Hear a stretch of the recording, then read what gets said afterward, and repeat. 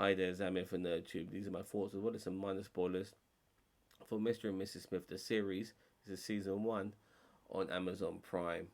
Now, this is similar to this movie of the same name starring Brad Pitt and Angelina Jolie, but in that film, those two only found out they were spies until halfway through the movie. In this series, our couple of Donald Glover and Maya Erskine do know each other as spies from the very get go. You see, both of these people apply for this organization and then they end up pretending to be married to one another so that they can do their jobs as spies, as assassins, but for the rest of the world, they just look like a regular couple because they're hiding in plain sight as a regular couple in New York City.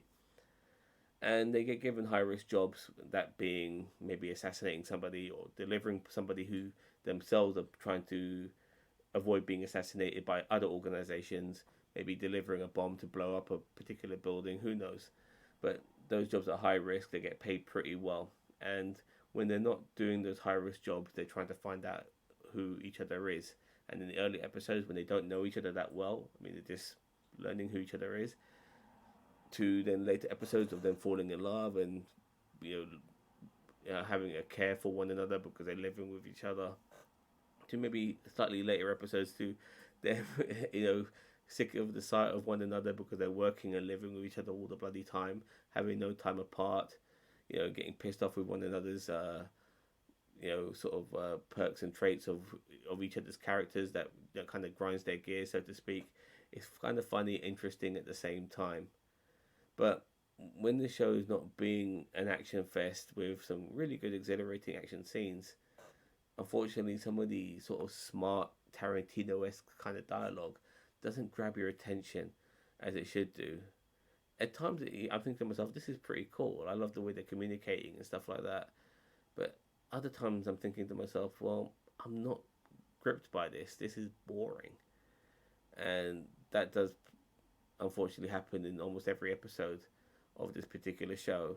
Now, each episode does also have at times a cameo, whether they play a tiny role or a major role in each episode.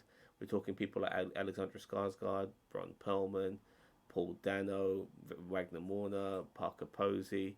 There's a lot of famous people in this series filtered throughout the episodes, but they themselves can't save this show from being just a bit mundane and average at best.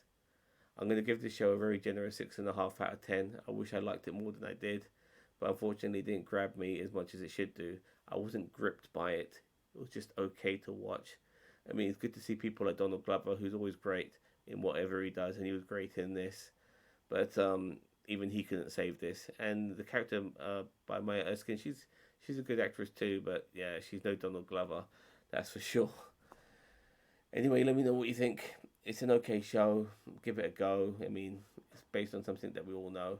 And I guess that what gives it its boost. That's what got me interested in it in the first place. But regardless, it's just average at best. Don't forget to like, share, subscribe to NerdTube. We're on TikTok and YouTube. We are the greatest social media channel you never heard of. Take care now. Bye bye.